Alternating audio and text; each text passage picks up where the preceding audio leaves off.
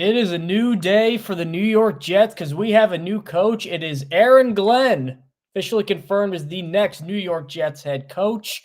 I am Mike Luciano of the Jet Press Podcast. We have Mike Giarraputo back for yet another guest appearance. We'll have Justin Freed a little bit later. He is doing some really fun stuff with Raising Cane's in the wake of the College Football National Championship. There's Will Howard involved. There's Jack Sawyer involved. So a lot of good stuff over there. So let's get into it because this is going to be the big news of the offseason. Aaron Glenn is in, and Lance Newmark could be in, but we don't know yet because nothing's finalized for some reason. Mm-hmm. But what we know for sure is that Aaron Glenn, great Jets player, officially now going to be the next head coach of the New York Jets. It is a done deal per Aaron Glenn talking to one of the reporters. So let's just dive right into that. Before any of that, though, you can find us on the Jet Press Podcast. We're on that little purple icon, Apple Podcasts, or on the other ones, Google, Spotify, Overcast. We're on all the podcast platforms. We are also on YouTube. Here's how you can support the show. There's two ways. For free, just thumbs up, subscribe, boosts up the YouTube algorithm. We're getting close to 1,100 subs. We're very happy about that. And for 99 cents, priority reply in the comments. It's our membership. A couple, what is that, $1? That's, what is that now? A sixth of a cup of coffee a month? That's fine. A sixth of it? Come on. That gets you priority reply in the comments. That's how you can support the show, help us make more content. Mike Giarraputo, let's talk about Aaron Glenn. Let's do it. Well, first, let's give you just the background for those that don't remember Aaron Glenn, the coach. Everybody remembers Aaron Glenn, the player. That is beyond reproach. 3-time Pro Bowler, played for the Jets for 9 years. And actually played for the Texans. He was one of their first expansion picks. He's a Houston guy. Then as a coach, after starting originally as a scout with the Jets, so he's got sort of a front office-y background.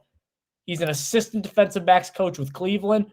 Goes to the Saints for 5 years as defensive backs coach. And then the last 4 years, he's been a defensive coordinator of the Detroit Lions. This is not a perfect hire. And when me and Justin Freed were talking about the different Jets hires after when they were interviewing Arthur Smith and all these guys, we made a tier list of all the 14, 15 interviews. We had them at like number 4. Let's get the negatives out of the way because there are some. Because I like this hire. I think you like this hire too. Let's get the negatives out of the way. Yep. Defensive coach, first-time coach with a first-time GM. His defenses were always good, but when you're hiring a coordinator, you expect number 1, number 2, number 3 in a lot of different categories. And really, he only had the 1 year where he was great this year. In the first 2 years, I mean, it was really bad.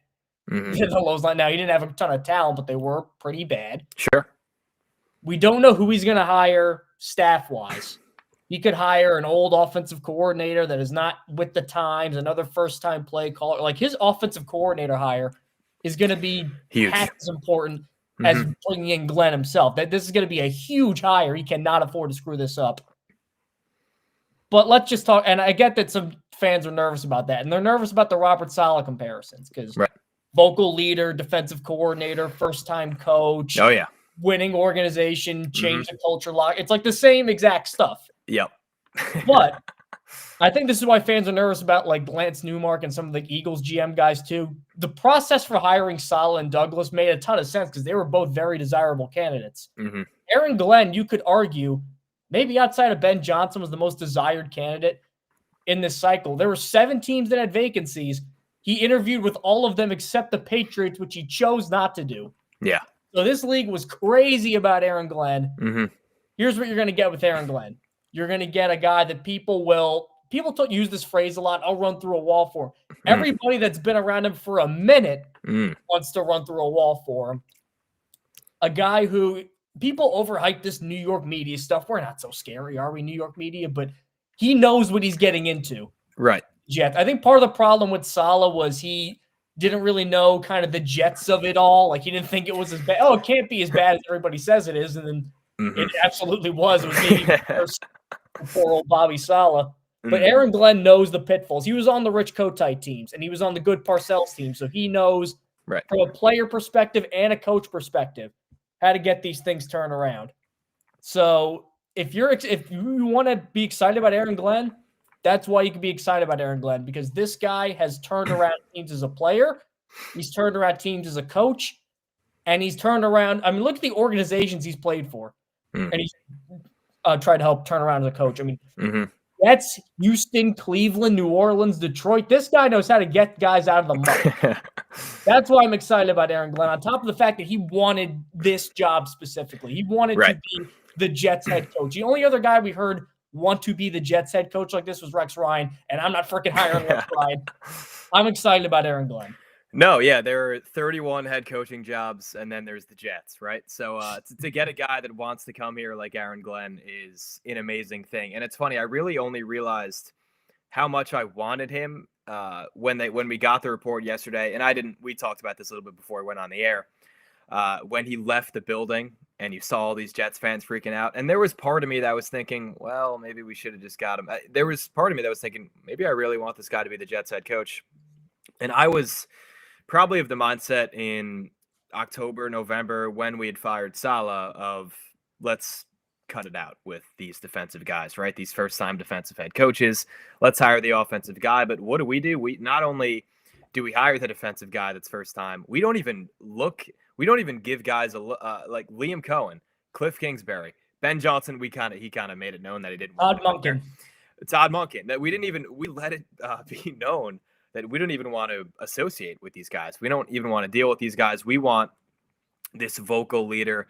And I know a lot of it reminds you of Saleh, and I can't deny that it does a little bit too, at least the way I look at it. But I mean, I think Glenn is, when you look around, you look at just what people have said about him. I've been looking since, I was on this, I think it was 5 weeks ago today. We were on the show together, and we were talking about, what next year is going to look like. We had all, you, Justin, and I had predicted that it was going to be Aaron Glenn. And we were wondering what that was going to look like. But I think, and since that moment, I've really been doing all this research on Glenn, watching all these videos, watching him on his appearance on the Pivot podcast, and watching all these, any bit of Aaron Glenn I could find anywhere, I'm trying to watch. And it's very, very hard to find anyone saying anything negative about him. And it's always going to be.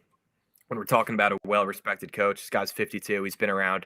If you want to talk about someone who's qualified to become a first-time head coach, look, everybody gets their first job somewhere. You mentioned it a little bit at the top of the show. He's been a scout. He's been, DB's coach. He's been this. He's been that. Like, he's been just about everything you need to be to where you would become a head coach. So I do like this hire, but you mentioned it too. It's going to depend on, Garrett just said it, hoping for McCown or Mark Brunell as the OC. Like I would, Brunell is definitely one that's interesting. I think I've heard his name a lot. I've heard the Rams tight end coach, but yeah, he's going to have Nick to nail Caley. I've heard a lot. I've heard Jordan Schultz mentioned Thomas Brown, who was the Bears interim coach this year, could be coming, hopefully not an OC role, but in some sort of assistant head coachy role. This hasn't really been anything official, but I've seen a lot of guys say maybe Anthony Lynn gets some more run. They cross paths in Detroit. Super well-respected guy. Right. Looking at Glenn, because I'm trying to reconcile like the differences between him and Saleh. And again, I liked Saleh.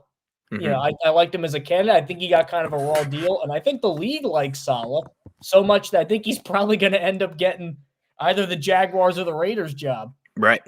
So, there's reasons people liked him. Looking at Saleh, I think he reminds me of just a general that's good for in-the-moment battles.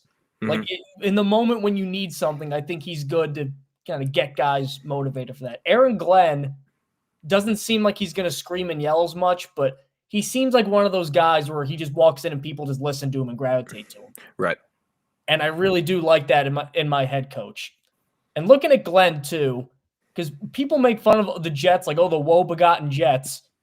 The Saints, historically, not a very good franchise. The Browns and the Lions. Find me as much of a sad sack franchise like the pre-Dan Campbell Detroit Lions. And this could just be me coping or just be me wanting to be wishful about Aaron Glenn. It seems like he had much more of a hand in changing the culture in Detroit than maybe Saleh had in San Francisco. I feel like what made San Francisco great was Kyle Shanahan, and then Saleh was a good defensive coach. It really feels like Dan Campbell, to his credit, said, Ben Johnson, you got to fix this offense. Aaron Glenn, fix this defense. I empower you. I trust you. And he did that. Right. It's not like the Lions have been breeding coordinators for years and years and years. It's just been under these last 3 seasons, and these are the only 2 that we've seen been hired. Ben Johnson yesterday to the Bears, and obviously Aaron Glenn today. But like, you look at teams like the Rams and the 49ers, they've been doing it for, since McVay's been there and since Shanahan's been there. But Glenn came in and he'd been with the organization for a little bit and then came in and was a defensive coordinator. But I mean, I'm giving him, I think you make a good point there. Yeah, I'm going to give him more credit for turning around that culture. It was they hadn't won a playoff game in how many, I don't even remember how many years was it, but it was a very, very long time. The curse of Bobby Lane, if fans haven't heard of that. Yeah. That story? No. So Bobby Lane he won 3 championships in the 50s with the Lions. Mm-hmm. And he was like the MVP. He was this crazy drinker guy, drinking the locker room at halftime. There's all kinds of stories about like people smelling booze on his breath. They trade him to the Steelers in 58. Mm-hmm. And he's so ticked off. He goes, this effing team won't win a playoff game for 50 years. And in the 50 years after that, they won 1 playoff game and lost 10. And the last year of the 50 years was 2008. They went 0-16. Oh my goodness! So that's the woe-begotten Detroit Lions. And Aaron Glenn, I mean, we think of the Lions now as a stable organization, right? And then people want to hire from is Aaron Glenn that we're going to hire from and hire assistants from. Yeah, look at how many. I mean, yeah, and there I can't remember his name right now, but someone just got hired with the Patriots. One of their, I think it was their linebackers coach or the defensive line coach. He's their DC. Like they're now the team that's they're so good to the point like you see the fans, they're all turning on Ben Johnson now, they're all turning on Aaron Glenn. They're like, oh, their heads were somewhere else during that last game against the Commanders. It hasn't happened to them ever. Yeah, coordinators left them. I think, and this is a little bit of a side, not to get a sidetracked here, but I think there should be some kind of rule against. I feel like all the head coaching hires should happen after the season. Oh yeah, totally. It's a little bit of a mess when you get into the playoffs, and Lions fans I think will agree with me. But to get back to what we were talking about here, no, I think the Lions have become really that organization of. They've become a model of stability over the past 3 years, to where like if we were to describe the Jets like that 3 years from now in 2028 or in 2029, I'd say you're out of your mind. But hey, maybe one day, maybe with guys like this, maybe with guys like Aaron Glenn, maybe with a new offensive coordinator, maybe with a new defense coordinator, whoever the GM might be, whether it's Lance Newmark, who I would still think is the favorite to land the job, but they are bringing in other guys for second interviews, which I do like. I think Justin tweeted from the Jet Press account that he liked that too earlier. I do like that we're not just lazily saying, well, Glenn worked with him in Detroit, so let's just bring him on right now. Like it doesn't have to be. It doesn't have to be that. There are guys that are qualified. We're going to, I'm sure we'll talk about some of them. Alec, the guy from Philadelphia. Alec Halaby, Joe Douglas 2.0. Yeah, well, let's hope not. But there are guys that are qualified. I like how the Jets give the 33rd team some credit, right? I think they're actually doing a decent job with this search. If it were up to Woody Johnson. I will say, though, you say they're doing a decent job of the 33rd team. Like, did you need a search firm? Like, you could have not hired a search firm at the end of the year. And I feel like most people would have said Aaron Glenn's probably the favorite. Then you interview Bobby Slowick and Matt Nagy, and you end up with the same conclusion anyway. I know, but, like, do we trust Woody Johnson to do the right thing? Is there any Certainly evidence? Not, no. Exactly, right. So let's as much as he can hand it off to somebody else, I'm okay with it. Well, because he was at the freaking inauguration. He wasn't even in the room for some of these interviews. That's true. That is his head's at. The problem I have with the way that this hire is being discussed, I have a couple problems with some of the Jets fans who got a little too Long Island brain for some of my discussion. I can't take it anymore. Here are the things I want to shoot down. Number one, Aaron Glenn's a bad hire because the Commanders let him up in the playoffs. Bad game. The guy on the other sideline, Dan Quinn, go look at his last game with the Cowboys. He had 48 points as a 2 seed at home. He's doing fine. Yep. That defense, when healthy, what were they, second or third in points allowed? Yeah. And then Aiden Hutchinson gets hurt. Anzalone gets hurt and comes back, clearly playing hurt at the end of the year. All their cornerbacks are hurt. They had a guy. Remember that 12 men on the field play at the end of the Washington game? Yep. They had a guy in that game, Stanley Thomas Oliver, who I've met. He was at the Shrine Bowl in 2020. That was the James Morgan, Alex Highsmith year, I think was there. Oh, yeah. Captain Morgan. Yeah.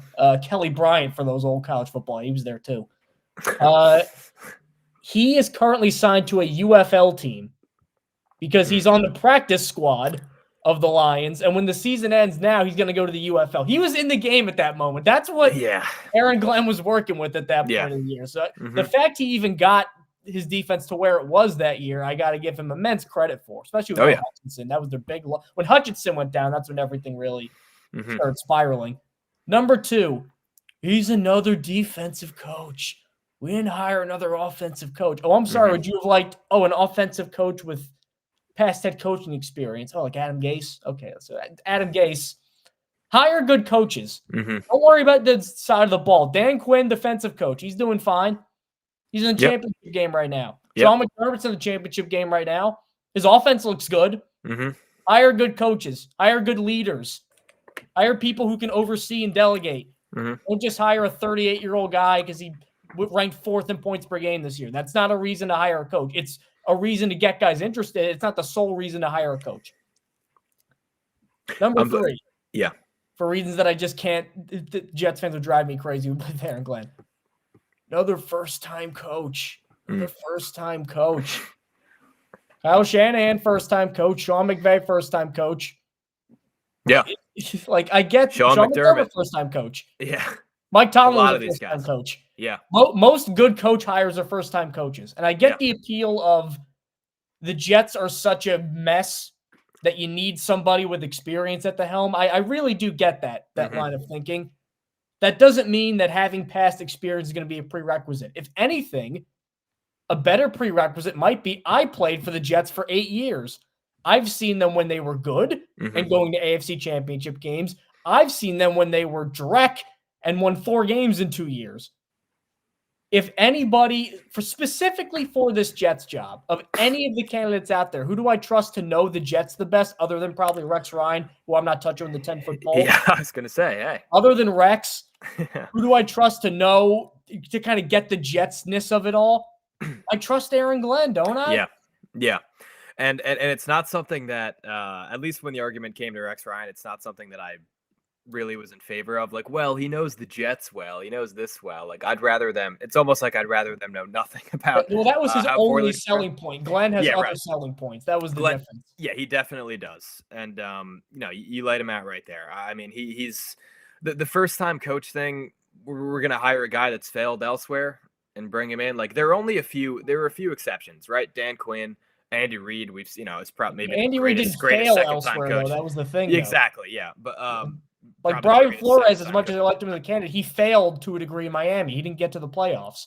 That's true. Yeah, no, I wasn't really a huge fan of Flores either. Like, if we were going to go for the defensive leader of men kind of guy, this is the guy that I wanted, right? I mean, maybe he wasn't at the top of my list. If you would ask me, 3 months ago, I would have said Ben Johnson. But that's wishful thinking. But this is, in terms of who was available and what Glenn wanted to do. I mean, he clearly he told the story. He told the story on the Pivot podcast with Ryan Clark.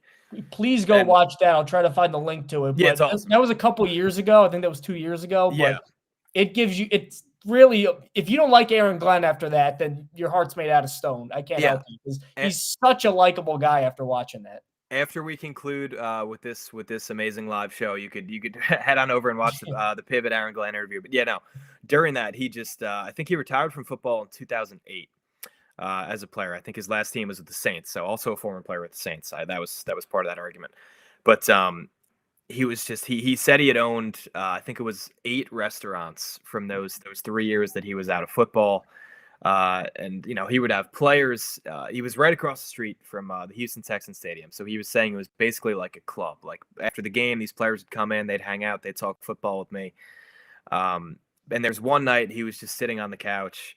I think he was watching an NFL game, just basically how we watch NFL games. Like, what the hell is that call? What is this? What are they doing? We watch it because we're the Jets. Like, he was probably watching. Yeah, right. He's watching it as somebody who actually knows what the hell they're talking about versus us just yelling from our couches. But his wife just says, "Hey, what are you doing sitting here yelling at the couch? Get back in the game. His life is football." Peter Schrager told a story about most media guys aren't really allowed in the rooms during the combine. And he walked in, met Aaron Glenn. Glenn basically shook his hand. Nice to meet you. Right back to watching. Really just He's very, very locked in on football, and that's what I really love about Aaron Glenn. I want to get to a couple comments. June the GM, fantastic hire. This is coming from a fan that's been following the Jets for over 45 years. Oof, I'm sorry. Yeah, hopefully Glenn changed. And I will say too, I'm trying to remember what I thought for a bunch of the different hires. Like I don't really remember how I felt when they hired Rex Ryan. Mm-hmm. I remember thinking Todd Bowles was okay. I remember not liking Adam Gase because the whole thing on Adam Gase was, well, if he had Ryan Tannehill and then Tannehill turned out to be good, we're like, oh crap. Yeah. Gase was like an oh crap moment, especially the press conference. I'm like, oh no, what have we done? Saleh, I remember liking. Me too. I think everybody, because the people forget too, when they hired Saleh, they thought he was going to the Lions because he's from there. The thought was, oh, they stole him from the Lions. Mm-hmm. And the Lions had to settle with Dan Campbell and Aaron Glenn. I think I'm more excited about Aaron Glenn now than I am with Robert Saleh then. I think I really am. And I think part of the problem, too, with Saleh is, number one, he didn't realize kind of what the Jets as a negative entity, a cursed energy, what they were. Mm-hmm. And he went into a team that he wanted this, too. He wanted to remake his own team. They just detonated the roster and had nothing. Mm-hmm. So he immediately got off to a pretty bad start. Aaron Glenn doesn't have that. If he keeps Rodgers, this is still a very good roster that Aaron Glenn has to work with. And some good news, too, about that roster is I've been poking around online. DJ Reed says that Glenn is a good move. We don't know if he'll be back, but what do you know? I doubt it. Yeah. He likes it. Quinnen Williams did this to an old picture of Aaron Glenn on Instagram. Jermaine Johnson has that, like, smug-looking emoji. Yep. So the players seem to be totally behind this. And people question some of his acumen in certain areas. Everybody, to a man, great leader, great leader, great leader, great leader. Mm-hmm. Everybody. It's one. There's not even a couple road guys like, oh man, Glenn sucks. Unanimous. I got a question for you. The notification comes in. Aaron Glenn is the head coach of the New York Jets. What do you think Aaron Rodgers is thinking? That's a tough one because it's hard to get inside his mind. It's hard to get inside his mind. Just our best guess, right? I think the GM hire will be important. Mm-hmm. Because the GM hire is going to tell the Jets what they think, what they want to do. Are they going to reboot? Are they going to keep Rodgers? Now, Michael Kay, known Aaron Rodgers hater, who said that he's glad that he's struggling because he's kind of a jackass. That's a direct quote. Yeah. So take it with a grain of salt. He said, from what he has heard, if the Jets hire Aaron Glenn, that Rodgers would want to stay. So I think Rodgers might be behind this hire. Because I'm looking at this roster too. I'd imagine Devontae Adams would probably like Aaron Glenn. I'd imagine Garrett Wilson would probably like Aaron Glenn. And I think Aaron Rodgers would like Aaron Glenn only because, not that Aaron Rodgers is like, we're trying to do like profile a serial killer and like what's in his mind, what makes him tick. Like we're not trying to do that. That would be easier, I think, to do. Aaron Rodgers, when things are going good, he could be friends with the ball boy. He seems like he's very affable and outgoing in that way. When things are going bad, that's when you get passive aggressive. Well, I don't know, man. I mean, we had guys open. Talking about the red line and Mike Williams. Yeah. The problem, though, is pretty much every point in his career outside the Jets, things have been going pretty well. Mm-hmm. So I think Rodgers, if they start off well, I think Rodgers will end up liking a guy like Aaron Glenn because everybody else seems to like Aaron Glenn. I think he's, man. I mean, I've been going back and forth. During the season, I was going back and forth on it in terms of whether I wanted him back personally and whether I actually thought it was going to happen. I went back and probably each way, went back and forth 1,000 times. I do think he's going to be starting for this team in week 1 of 2025. Yeah, I think so too. I'm not even sure if I'm really not even sure if I want it. It's just a matter of what is the ceiling, what's the culture going to be like. Do you think he is going to positively impact the culture, or do you think he's going to negatively impact the culture? Because first year head coach walking into Aaron Rodgers, that's a rare thing. They you can't let him like kind of emasculate you like he did with Saleh, where he kind of ran everything. You can't let that happen. For new guy coming in, you got to get him to fall in line here. The thing is, I mean, Saleh was I don't want to say he was dealt a tough hand, but I mean, and Glenn, I think it might be easier for him to do that because Rodgers doesn't have really uh, the leverage that he had, let's say, coming in 2023 or even coming in last season, because we didn't really have. It's as if 2023 didn't even happen. I mean, that's kind of how the treated it. That's kind of how the fans treated it. But now, he comes into 2025. He's 41 years old. He knows it's probably going to be his last season playing. Let's say if he plays, I'm not, who knows if he's going to retire or not. Like, there are three things that I'm just totally unsure about this situation. But let's say he does come back and he's the quarterback and Glenn's the head coach. I don't think he has as much of, it's not like that big guy walking into the building anymore. Like, yeah, he's huge for the culture. And yeah, he's been the best quarterback we've had since Ryan Fitzpatrick. If that's really anything to hang your hat on. But I don't think it's going to be really the same. I mean, the only guy that we saw walk in as a first-year head coach to Aaron Rodgers was Mike LaFleur, and that's kind of different because he did it, 2019, I think, the year LaFleur took over. That's kind of, he had a Rodgers that was very, very much still in his prime. It's 2 MVP seasons right after that. So this is different. I mean, Aaron Glenn, how do we know? Like the leaks for Michael Kay, like you think Aaron Glenn is saying this? You think Rodgers has said anything to anybody of significance? I think it's people around him. Because it's also, and Aaron Glenn does have some leverage in that I think either decision he makes on Rodgers will be justified. Yeah. In that he could say, you know what? I'm a first-year head coach. Quarterbacks are hard to find. The only reason that I think the last guy went down was he never got a quarterback, and he was so desperate to get one, he basically ceded all power he had to a quarterback to get one. Right. Like, I'm not going to throw that away. To do what? Sign Justin Fields or draft Quinn Ewers? Like, is that going to get people excited? What are the options? When I see some of the options that are laid out, and it's Tyrod Taylor, and it's Justin Fields, and it's people wanting, even Sam Darnold back. It doesn't really get me excited. Like, what else is there? Oh God, no! I'd give me Rodgers over, please. But he could also say, you know what? That's the thing about the old days. Yeah, in the old days, man. I'm not going to let a failed Robert Saleh and Joe Douglas experiment impact me because they're not guaranteeing he's going to be the coach for 5 years. He could be gone in 2 years if he's bad. He's like, I'm not going to let Robert Saleh and Joe Douglas's players screw me. So I get that. So I'm going to. He does have a ton of freedom here. Let me toss an idea out at you right now. All right, let's see. So the Jets are picking 7th in this year's draft as we speak. I'm looking back to Rex Ryan's first year with the Jets, right? For a lot of similarities, right? First time defensive head coach. We've done this. We've done the 6 out of the last 7 hires, I'm pretty sure. First time defensive minded head coaches. Was Favre was there still some limbo about Favre staying that year, or was he confirmed like he was going to go to the Vikings? I'm not sure. I'm not sure at that point. Because then it's pretty much the exact same situation. Yeah, exactly. You have a first head coach, a new GM coming in. The Jets traded up that year to get Mark Sanchez. 17-5. Oh.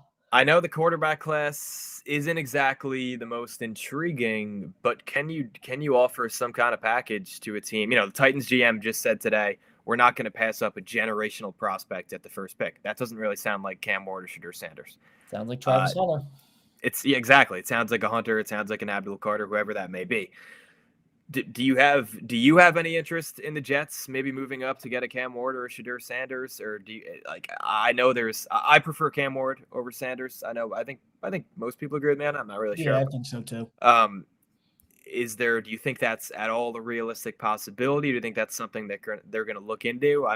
This Jets, front off, at least the 33rd team has been looking into every single avenue. I'm sure somebody has brought that up in an interview, in a GM interview or a coach interview that's been on the side of, I don't really want to keep Rodgers around. I'd rather draft a guy. We're sitting at 7 right now.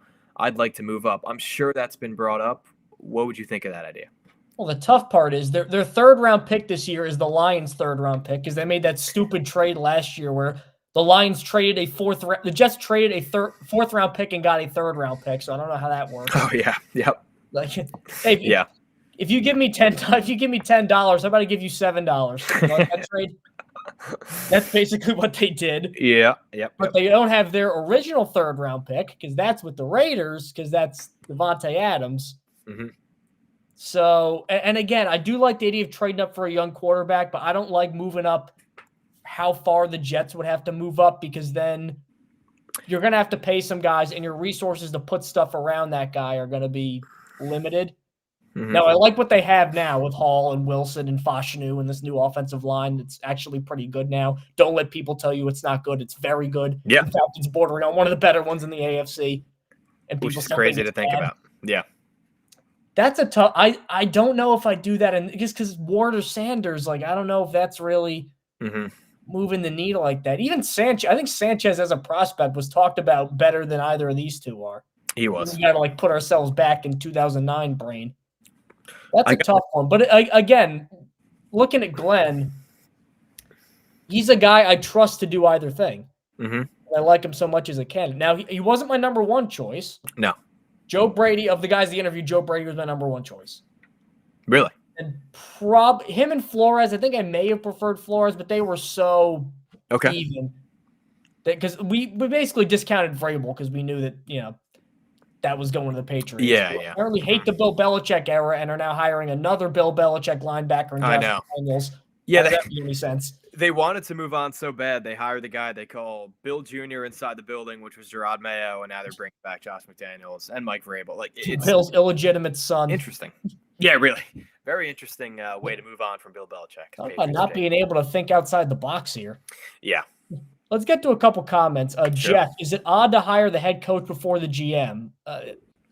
Little unusual, but not like a DEF CON alert situation, I would say. No. Tony Zello, it has nothing to do with a first-time coach. I'd rather prefer a first-time offensive-minded coach, a guy who could have developed and grow together. Yeah, like if all things are equal, Ty goes to the offensive guy, I think. But you look at Aaron Glenn's qualifications. As a defensive coach, maybe you would have liked 1 or 2 more years with a couple like top 10 finishes in the DV. You probably want one more of those tacked on. Mm-hmm. His qualifications, his resume, especially having played the games. I count playing at the level he played it at too for a coach like Bill Parcells. Oh, yeah. I count that as on-the-job training. Mm-hmm. I count that as valuable work experience. His resume is incredibly qualified. Oh, yeah. And I'm sure if you ask, Bill Parcells about Aaron Glenn, he'll tell you nothing but good things. I mean, he's even said that. We're working on an article for the Jet Press now where he basically somebody had talked to Bill and said he doesn't really at his age get too animated anymore, but he was very fired up talking about Aaron Glenn and what he could do. And that's a Parcells kind of guy, a smaller, undersized guy who's really scrappy. Like you 5'10". Get a better Parcells defensive back. Did you see the story about I think Aaron Glenn told this story on the Pivot.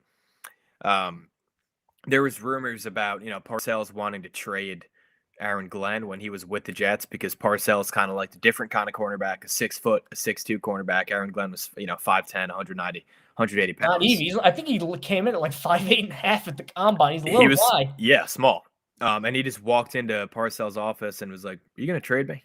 And Parcells, I think, said to him, like, if I got a good, if somebody offered me something good for my own, wife, I would take it. So like anything is on the table. So like they kind of had that, I don't know, just that nice back and forth. I think Glenn is going to be transparent. I think he's going to take some lessons from Parcells. He's going to take some lessons from some other guys along the way. Did you hear that dollhouse story as Justin comes in? Hello, boys. What's going on, man? Surprise! I didn't even see you pop in on the software. I just surprised you. Entry. I surprised you. What's up, fellas? How you doing? Wow, we're doing pretty good. Great, we've both been fawning over Aaron Glenn. I'm glad to hear it. Can you hear me good? Is it like I feel? I don't know the mic. Perfect, man. Justin is globetrotting right now. He's doing a very fun event with Raising Cane's, I believe. Sure. Will Howard is there. Jack Sawyer is there. So reporting live from my hotel room here in Columbus. It is very cold outside, hence the beanie. When I wear a beanie, I can't take it off. Beanie, it's cold. It messes up my hair, so I'm rocking a beanie for the show as a result. But it is. How is it cold? Texas. This is Columbus, Ohio, my friend. I thought you were in Dallas for some reason. I want to be in Dallas for Ohio State winning an hour. I don't know. I thought there was something Raising Cane's there in Dallas. I don't know. There are. I have been to Dallas. Maybe you went previously for something and I got my wires crossed or something. No, I did. I went for Olympic swimmer, Nick Fink. Okay, there you go. That's where it was. Shout out Canes. They're awesome. Hey, man. Aaron Glenn. Aaron Glenn's the Jets head coach. Yeah, we basically said our thoughts, which is we would have liked an offensive coach, but you can't get a more qualified defensive coach, especially for Brian. Don't disrespect Aaron Glenn. That's crazy. Brian, look, man, it matches. This is a really nice warm sweater, and it was -1 degrees outside this morning. So I just wanted to stay warm. Okay, don't disrespect like that. Anyway, sorry. As far as a defensive coach, as far as a leader, as far as a guy who's been an icon for the Jets, you can't really get much better than Aaron Glenn as an incoming coach. His staff's going to be important. We'll talk about that. His GM's going to be important. We'll talk about that. But I feel like for this job specifically, knowing kind of what it takes to make the Jets a success, because we mentioned earlier that's one of the problems with Saleh was he didn't realize kind of what the Jets as an entity are, and I think he came in a little too overly optimistic and kind of got squashed by that. A lot of that I don't think is his fault, but I think Glenn's more prepared for that. And I think the fact that Glenn specifically wanted this Jets job, I think that speaks volumes about the kind of guy he is and the kind of leader he'll be, because everybody who's been around him for 2 seconds says, I love the guy. He's a great leader. Look, I'll say this. The Glennaissance is here, baby. The Glennaissance is here, boys. You wanted to make that the thumbnail. Look at kibosh on that. I did want to make that the thumbnail. You shot it down. I stole that from the West on Twitter. Oh, by the way, I don't want to take credit for that. That was his. Although I did claim Glenn's sanity. So if some nice. Jets go off, like if the Jets go on like an 8-0 run to start the year or something, that's Glenn's sanity. I'm calling it right now. I think I called that the best. I don't think we have to worry life. about that. Honestly, a fair point. Yeah. But look, like I said, I've said this from the start when we've been talking to Aaron Glenn for months. My selling point for Aaron Glenn has always been the Parcells connection and then what he did in Detroit. It is the fact that this man has been a part of 2 significant organizational overhauls. First with the Jets as a player under Bill Parcells. I'm sure you guys have talked about some of this before, but I'll reiterate a lot of it. He was a part of that organizational overhaul. He saw what Bill Parcells did. He saw how the Jets were able to turn themselves from the laughingstock of the league under Rich Kotite to a genuine contender. From 1997 to 2010, the Jets were one of the better organizations in football. They were a consistent contender, a consistent winner, and that was because of Bill Parcells. Yeah, it was carried over. I mean, Herm Edwards did some good things. Mangini not as much, but then Rex Ryan kind of inherited those teams, did well. Obviously, back-to-back AFC Championship games, but that was the groundwork was laid by Bill Parcells, and Aaron Glenn was a part of that. Then he goes to Detroit, and it's a part of the exact same thing, but on the other side of things. He is a coach this time. Sees that turnaround under Dan Campbell, under Brad Holmes. He is able to be in that building. And I think when you're talking about Aaron Glenn and when you're talking about the buzzwords that are thrown out there, the cultural overhaul, the leader of men, like that's what we're talking about. I know those are easy words just to throw out there, but he has the track record to back that stuff up. Coaches are always going to be a dart throw. I don't know if Aaron Glenn is going to be a very good head coach. I thought Robert Saleh was going to be a good head coach. Honestly, he still might be one day. I don't know if it's going to be with the Jags. I don't know if they should make that higher, but I think so. I do think he seems to be like maybe the front runner. I wouldn't be shocked. Well, he was like the 3rd place guy after all their front runners turned down because of Balky, and then they fired Balky anyway. So not to tangent real quick, but my theory there is that they obviously wanted Ben Johnson. Shad Khan completely overplayed his hand, didn't realize that keeping Trent Baalke would prevent that from happening, even though everyone else in the football world seemed to realize it. Seemed like then he pivoted to Liam Cohen, and the exact same thing happened. So they fired Baalke, and I think while Saleh is the favorite, I think they're kind of going to revisit their head coach search, and now that they're going to be like, hey, look, guys, listen, Trent Baalke's not here now. Now is anybody interested? Anyway, that's a tangent. But I think that's the selling point with Aaron Glenn, and that's what appeals him to me. Like we've said in the past, I think you just mentioned it. Joe Brady probably would have been near the top of my list if the Jets could have hired like anybody. Obviously, I would have loved the Ben Johnson. I think I give the edge to offensive guys just because it is when you have that system in place, it's a lot harder to replace a great offensive mind than it is a great defensive mind. But ultimately, the Jets need a good coach. They need a good head coach. I don't know if Aaron Glenn's going to be that guy, but his track record certainly speaks for itself. And it seems like a lot of people around the league are very much in favor of this. The Glennaissance is here.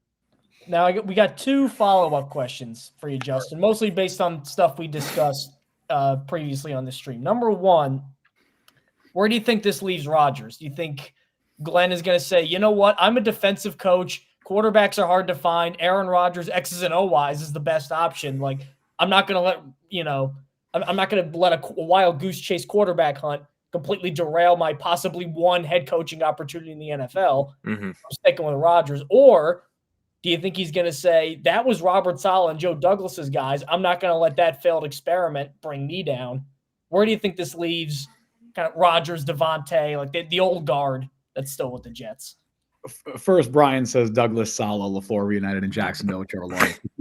They should have had with the Jets all along. Yeah, man, feels like that's how it goes with the Jets. Douglas, that would have been Douglas a good timeline for the Jets. If they legitimately straight up just hired Joe Douglas and Robert Saleh, like that would be one of the funniest things in the NFL in the last 20 years. And they would probably do well, just knowing how it would work out. Yeah. Although, why would Douglas, who just spent months leaking every possible report he could to The Athletic, want to then go work for Shad Khan? I don't know. Like, let that man fish. Give him a break. But no, I mean, look, we saw the report. I don't know. I assume you guys talked about it from Michael Kay. Report or whatever you want to call it. Michael Kay saying that he heard that there's a better chance that Aaron Rodgers is back and that Aaron Glenn might want to work with him. I don't know if that's true. I wouldn't be shocked, I guess. I've said my preference in this all along is to move on, and I think it would be the best interest of the organization to kind of, wipe their hands, take that cap hit up front, and not really put that money to the future. Even maybe Aaron Glenn might prefer that. I am interested to see what the new general manager thinks, because that new GM probably has as much say, if not more, in that decision than Aaron Glenn. And I think that's the person who will be impacted by this the most, because if we're talking about keeping Aaron Rodgers, barring a significant pay cut, which I'm not even sure what he physically or like legitimately can even take, because that $35 million option bonus that kicks in week 1 is non-rescindable. I think that has to hit. So I'm not sure feasibly what can actually happen there. But unless he takes this massive cap or pay cut, you're looking at a huge cap hit in 2026 and in 2027, assuming you split that cap hit up. And I don't think most general managers coming in would want to sell themselves on Aaron Rodgers for this 1 year at the expense of killing your cap 2 years in the future. I just don't think that's going to be the case. Maybe it is with this GM. And either way, let me make this clear. I want the GM and head coach to decide this. I think Woody Johnson's pretty out on Aaron Rodgers right now, which, hey, that's how I feel. I agree with that decision. I don't know if it's for the same decisions that Woody, I don't know if it's the same reasoning, but I agree with that. I agree with the solution or the outcome of his thought process. But I want the GM and head coach to make the decision. If Aaron Glenn and whoever they hire is the GM, whether it's Lance Newmark or John Eric Sullivan or Alec Allaby or whoever, if they want to keep Aaron Rodgers, keep Aaron Rodgers. I don't think Woody Johnson's step in play. But yeah, I am still of the belief that I think, okay, if I were to put odds on it right now, I'd say Aaron Rodgers has the best chance of anybody to be the Jets starting quarterback week 1. But I think I would take the field, whatever that is, not Justin Fields, but the field. He's in the field. So. He's in the field. Fields is in the field, but I'm not referring to Fields. I'm referring to the field. I would take the field. Let's say field in that sentence one more time, Justin, or what? Field over Aaron Rodgers right now. I still think there's a better than 50% chance that Aaron Rodgers is not the Jets starting quarterback come week 1. But it's risen. I think it's risen because of the Aaron Glenn hire, because there's a little bit of rumbling out there. And yeah, the options aren't great if you move on from Aaron Rodgers, but I still am leaning towards them moving on. And here, I want to go shoot down.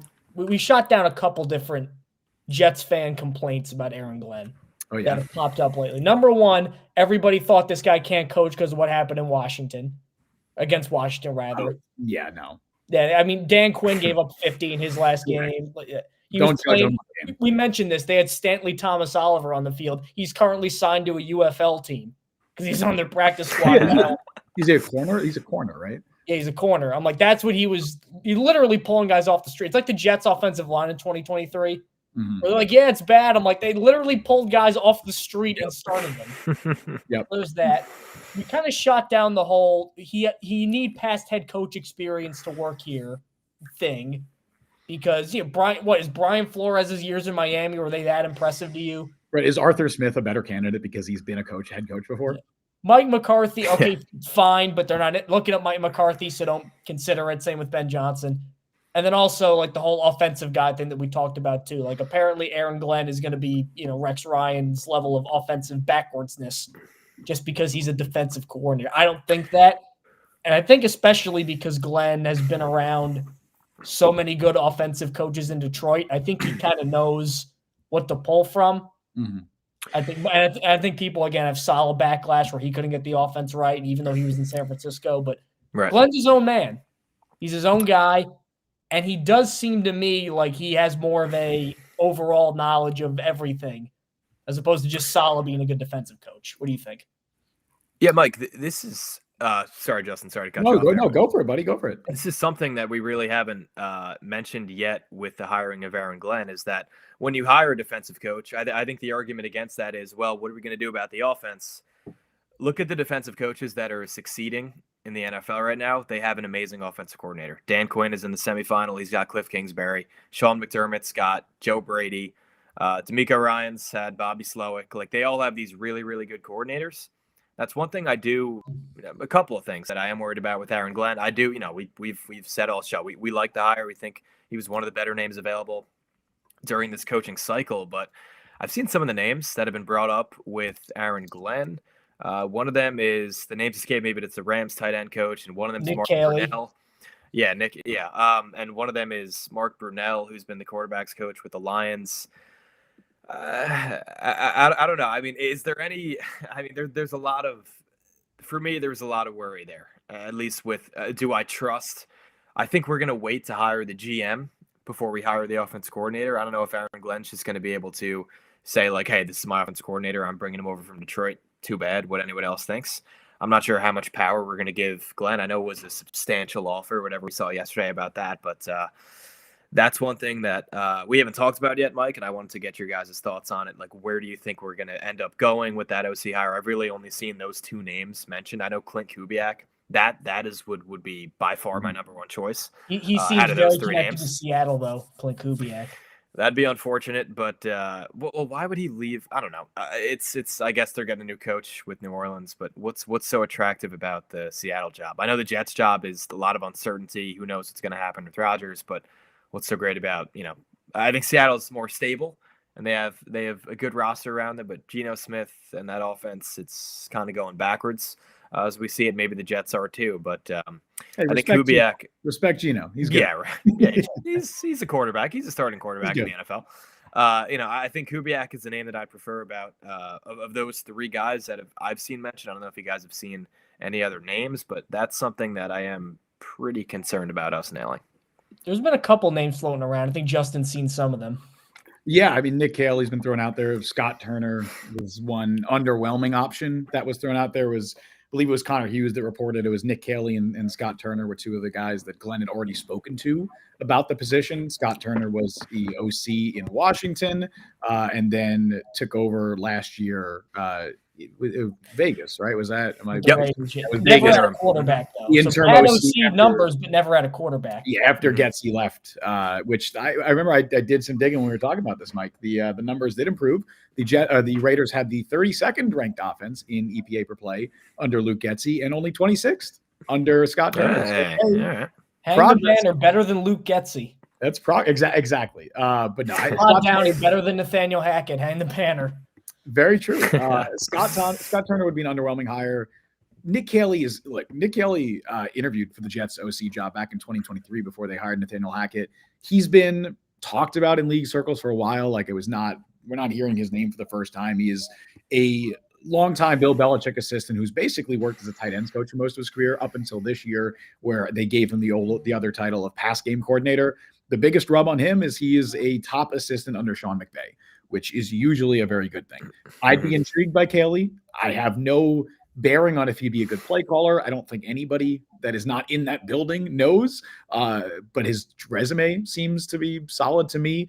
Mark Brunell, look, it's a weird situation because Brunell is 54 or something like that, but he's only been a coach for 3 or 4 years, and it's only been he's a quarterback's coach at the Lions, so there's not a lot of coaching experience there, but obviously played in the NFL for almost 20 years. Also another guy like Glenn who knows Florham Park. He knows Woody Johnson. He's played for the Jets. He was a backup quarterback for 2 years under Rex Ryan.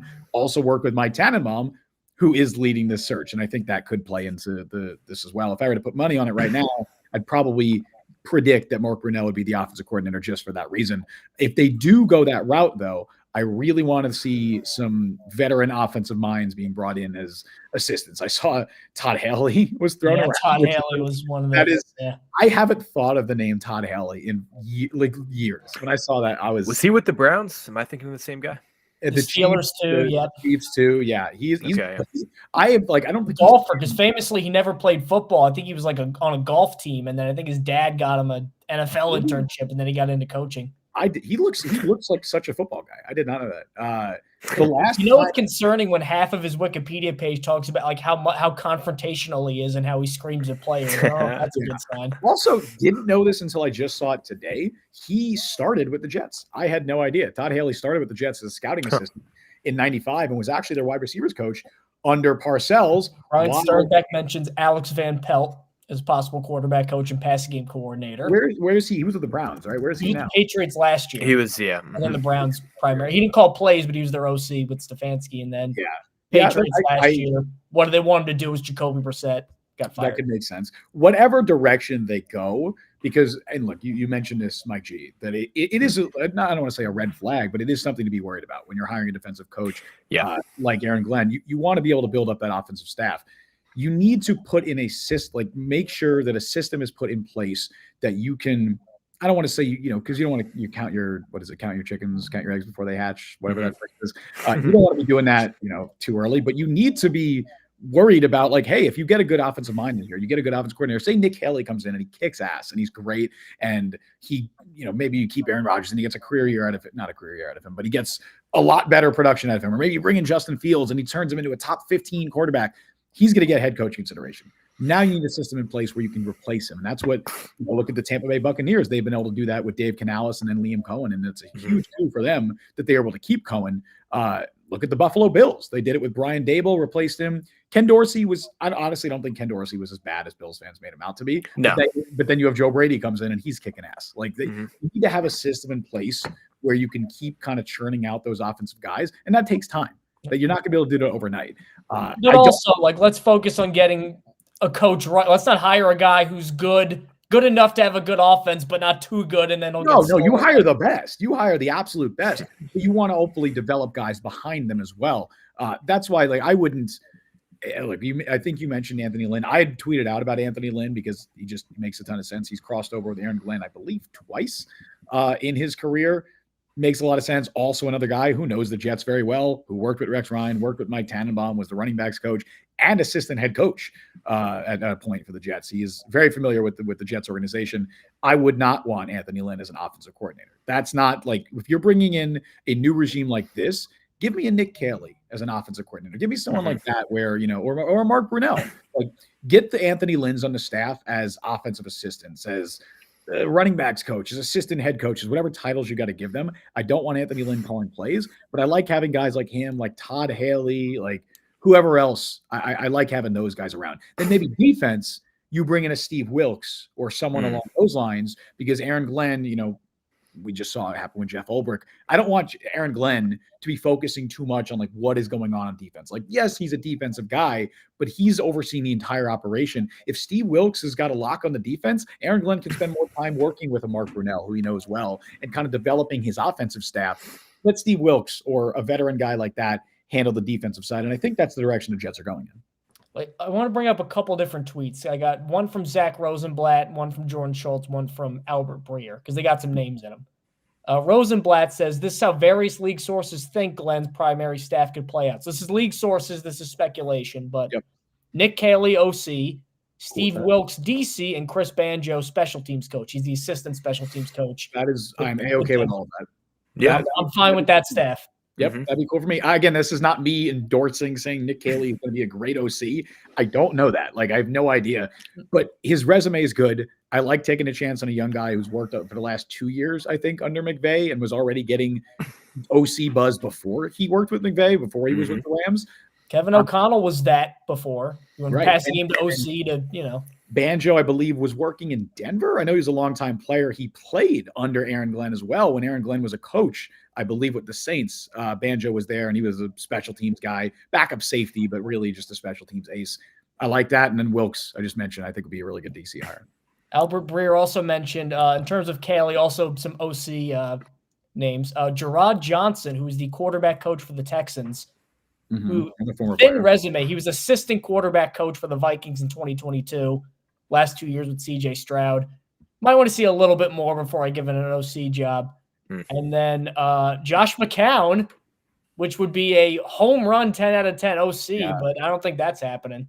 Based on all reports, McCown has no interest in taking an OC job and leaving Minnesota. Like he would only leave. Why is that? Why is that? I mean, he's only, what is he right now? Quarterbacks coach? Why is he expecting to make that leap from quarterbacks coach to head coach? Like, does he expect to make that leap? He's already next gotten year? like 3 different head coach interviews. I know, but like, why, I think he's gotten interviews. He knows that. I think he knows that he's probably going to get a head coach job regardless one day very soon.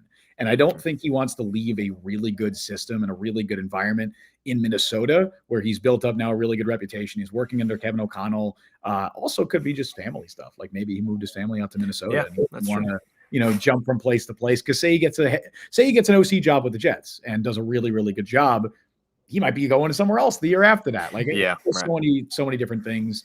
Or if he does a bad job. Or if he does a bad job and now he kills his reputation, and if he had just stayed as a QB coach, he might have gotten a head coach offer anyway. So I think it could be a number of things. That's true. One of those things, but I get the idea behind it. But I'd love that. As we've said, I think we would talk about it as a dream if the Jets hired Brian Flores. But yeah, it doesn't look likely. That's real quick though. The last one was Schultz. You mentioned obviously Wilkes is DC, Mark Brunell, Chris Banjo, Thomas Brown, who was the Bears interim head coach this year, very well respected in the league. Yeah. Todd Haley, and then Mike Westhoff should have come out of retirement as a special teams coach.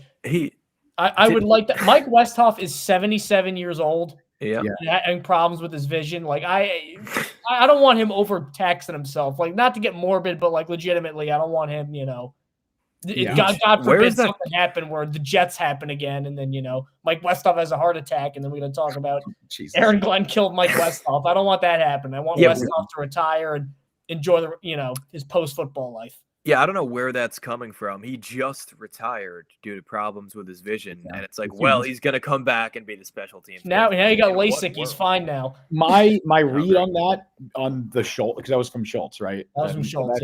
I think Schultz is getting that stuff from Glenn's side, and I think Glenn is probably interested, and maybe the Jets. I'm sure if Glenn goes Mike Westhoff to Woody Johnson's doing backflips if he can possibly do that. Like Woody's like, yes, absolutely. Like of course he's. I think it'll be like Tom Moore with the Bucks, where it's like just come in, get a paycheck, tell him what you feel, like a consultant kind of thing. I don't even because a consultant role wouldn't have to be full time. Like I think that makes the most sense. I would be shocked if he takes on any kind of a full time role at this point. Honestly, my guess is maybe they just bring him around for OTAs and and he's just around the team, kind of helping people out, especially if it's Chris Banjo, the special teams coordinator. I'm pretty sure he's not a special teams coordinator right now. He's assistant, right? Assistant with Denver. He has never been a full-time special teams coordinator. What better guy to learn from than one of the best special teams coordinators in NFL history, somebody who's with the Jets for over a decade. That's the perfect guy to have around, kind of showing Banjo the ropes a little bit and just being around the team. Like I think that could be the role for him. I don't think it's going to be as a special teams coordinator. I know that's been thrown out there. I would be shocked. He wasn't even doing that in Denver, right? He was just like assistant head coach. I think that was his title. Which who knows what that entailed. That was just Sean Payton really likes Mike Westhoff, and so he brought him in. But yeah, I think that makes the most sense to me. It's not going to be a full-time thing. I mean, I would love it. I just don't think health permitting, if he stepped aside for health reasons just a few months ago, probably not able to take on a full-time role. Did you know that Mike Westhoff at the same time was an offensive line, tight ends, and special teams coach in 1982? That's how in the NFL. That's how far back. 1982. He's been around forever, dude. Now, really quick, because we're kind of crunching on time here. I want to get your guys' thoughts. I'll start with Mike on the GM search, because it looked like a package deal that Aaron Glenn was going to come with Lance Newmark, who kind of a weird guy. Lance Newmark, until like yesterday, didn't even have a Wikipedia page. Did he been the assistant? Does he have one for almost 30 years. Does he have one now? He has one now. I think I was looking at it yesterday. All the research I've been doing, I'm like, damn, all these Jets GM candidates have Wikipedia pages. Lance Newmark doesn't. Shout out whoever made Lance Newmark's. It literally was a couple days ago. That was literally gotta be a Jets fan. Gotta be a Jets fan. He started with the Lions in 1998, and then from 1998 to 2023, so 25 years, he goes from personnel assistant to scout, assistant director of college scouting, director of college scouting, director of player personnel, senior director of player personnel. And the senior director was 2022. So when they got good, that's when he got promoted. And then he goes to Washington last year, assistant general manager. Looks amazing with Jaden Daniels. Mm-hmm.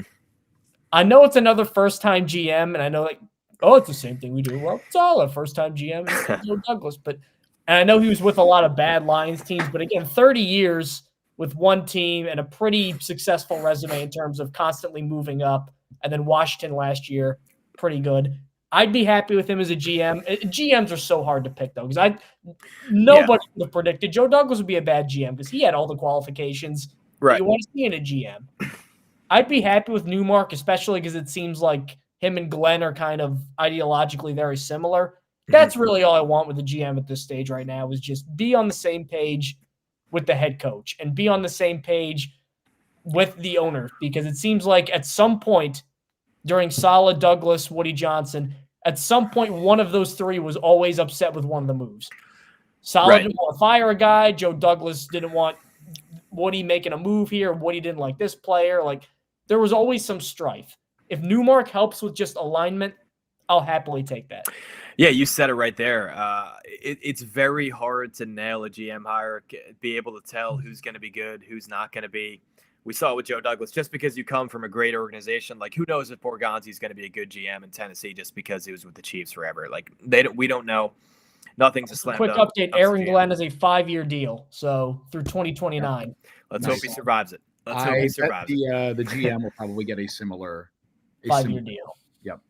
All right, let's hope Aaron Glenn survives that deal. But in terms of the GM candidate, Newmark, I mean, he's more than qualified, and we've seen I think he was promoted with the Lions in 2020, if I'm not mistaken, maybe 2021, and then he was just the assistant GM of the Commanders. But apparently him and Adam Peters, who is the current GM of the Commanders, were basically attached at the hip. Like, they wouldn't walk anywhere without each other. They'd always be talking. They'd always be in constant communication. So if we want to give a lot of credit to what the Commanders have done in terms of turning around their organization this year, Jaden Daniels, a bunch of old veteran leader, Bobby Wagner, Zach Ertz, Austin Eckler, all these veteran leaders they got in the locker room. We can accredit that to not only Adam Peters, but also Lance Newmark. So I think Lance Newmark would be an amazing name. But I do like, and I think Justin, you tweeted this from the Jet Press account today. If not, I saw it floating around a few other accounts. But I like how we're going back and not just, lazily saying, well, Glenn worked with Newmark. Let's just bring in Newmark. Let's just get this over with. No, let's bring guys in for second interviews. The 33rd team is already charging us whatever they're charging us. Let's just get as many interviews as we possibly can with these GM candidates. That's why I didn't want to eat that Rodgers money. He's going to be broke after all these consulting fees. But I don't mind it. Justin, your thoughts on maybe Lance Newmark? Yeah, I did tweet that out earlier. I am very happy that the Jets aren't just immediately hiring Lance Newmark. I mean, it would have been objectively really hilarious if they brought in 33 total candidates for the team. I know the Jets are 33 total candidates, and then had a second interview with one candidate for each job and hired them on the spot. Like, that would have been. And it was some of the favorites the entire time. Right. We could have not hired the 33rd team and pretty much hired Aaron Glenn. Like, their favorite from the start, Aaron Glenn, and then the guy who Aaron Glenn wants as GM. Perfect. Thanks for the help, 33. Here's millions of dollars, Rick Spielman. Yeah. So I'm happy that they're at least expanding their search. On top of that, and again, as you mentioned, GM candidates are impossible for us to really analyze. It's really difficult for us to say. All we can look at their resume, look at what people have said about them, and go off that. But it's so difficult to try and translate that into how they will run an NFL team, because that's why there's so many whiffs on GMs and GM candidates all the time, because NFL teams struggle to do this and they have more insight than we do. But I will say, just looking at the outside, Lance Newmark was not my favorite candidate. I don't think he's a bad candidate. There's very few. The only time we can look at a bad GM candidate is either a guy who's not in the league, like a Louis Riddick, who hasn't been in the league for over a decade, or somebody who has failed as a GM and has not done well, like a Ryan Grigson. Like, that's the only time we can look at it and be like, that's a bad candidate. Former Jets interim GM Adam Gase. Why do you remind me of that? Adam Gase, speaking of Adam Gase has some ties to Lance Newmark. Lance Newmark actually has weird, unfortunate ties to two ghosts from the Jets past, if you will. In Adam Gase, they crossed paths in Detroit when Gase actually was working as a scout before he was a coach. He was a scout briefly. And yet he still picks LaMichael P. Ryan. He picks LaMichael P. Ryan, and James Morgan was also Gase. Ja'Kai Polite. Ja'Kai Polite. I was so hyped. I was so hyped about Ja'Kai Polite. He fell to the third round, and then he was signed like $300,000 in late fees. You're late like every day if that happens. Gase was working as a scout with Detroit at the same time that Newmark was working there. I believe Newmark was an area scout at that time and then became a national scout when Gase was there. And then Gase was also a coach in Detroit. And then when Gase had the Jets head coach job and I guess was the de facto interim general manager in 2019, when he was proposing names the Jets should look at for their general manager job, Lance Newmark's name was on that list, as well as Adam Peters, by the way. Those were two Gase guys.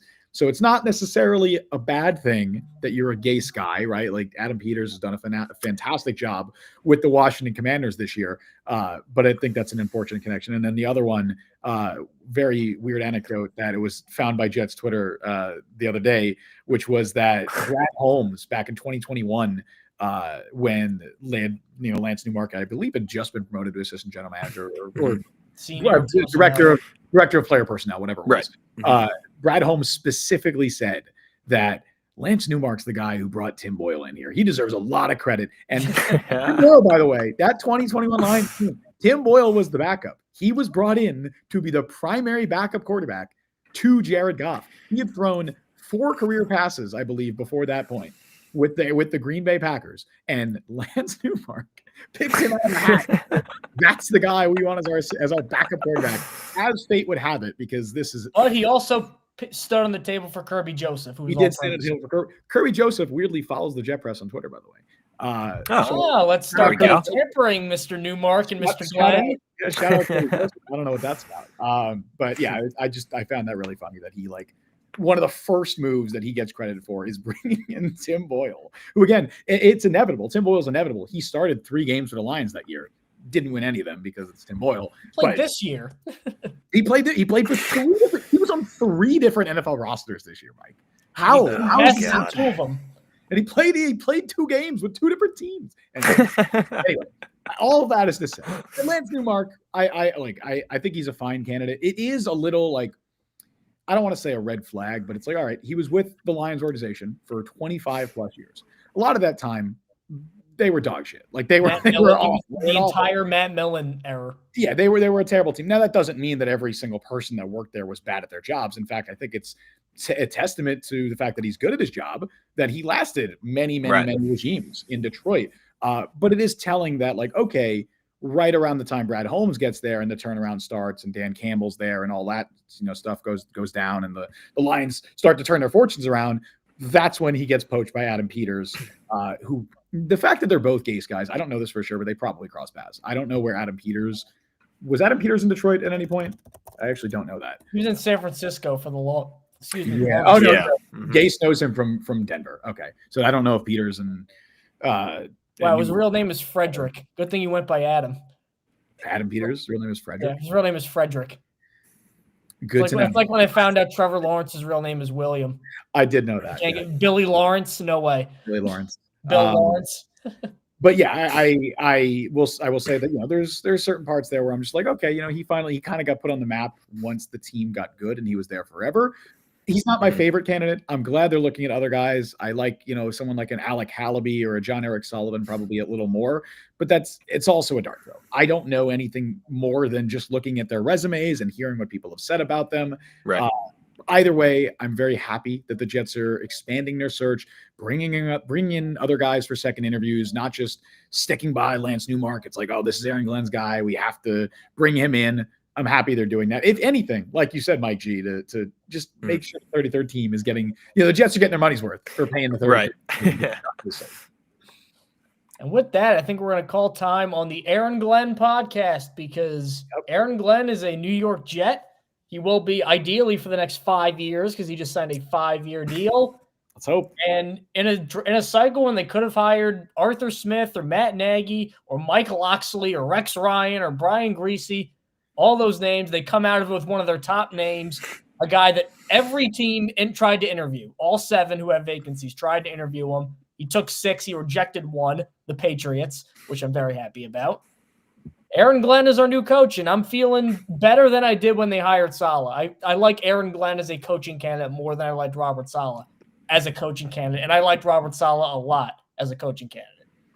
Brian, good question. Really quick. He says, but we still expect Newmark to get the job at this time, right? It seems like he's still the leader in the clubhouse, I think is how I'd put it. Double checking. I think they're just double checking with some other guys. Yeah, I don't know for sure. And we'll find out more probably over the next couple of days, is my guess. Because the fact that they're bringing in guys for second interviews is very telling that they're not sold on Newmark. So if somebody else comes in and sells them, I think they'll be willing to change their mind. So if John Eric Sullivan comes in and crushes it and has a kick-ass interview, yeah, maybe they do go with someone else. I think Newmark is like their safety. They're kind of like, we know this guy is going to work well with Aaron Glenn. Aaron Glenn knows him well. He's like an option for us, but I don't think they're sold on him. Clearly they were sold on Glenn, which is why they hired him immediately, also because they had competition from New Orleans. I know the Jaguars job is now open because of Trent Baalke's firing finally. They're going to be so far behind in the GM search that I think the Jets probably still have mostly their pick of the litter. So whoever they bring in and whoever gets, whoever sells them on it, that person is probably who they're going to hire. Maybe it is Newmark. Maybe nobody else convinces them and they go with Newmark. I'd still say he's probably the leader, but would not be shocked if in a day or two when they bring in someone else, we're hearing, oh, this guy, made quite the impression and now he might be the leader. I'd put it that way. And with that, I think we're going to call time. Yes, sir. On the Jet Press podcast. Thank you, Mike Giarraputo, for jumping on to talk about Aaron Glenn. Tell us where guys can find your work. Fans of the Jet Press can find your work. Sure. Yeah, you can find me on Twitter at Mike Giarraputo.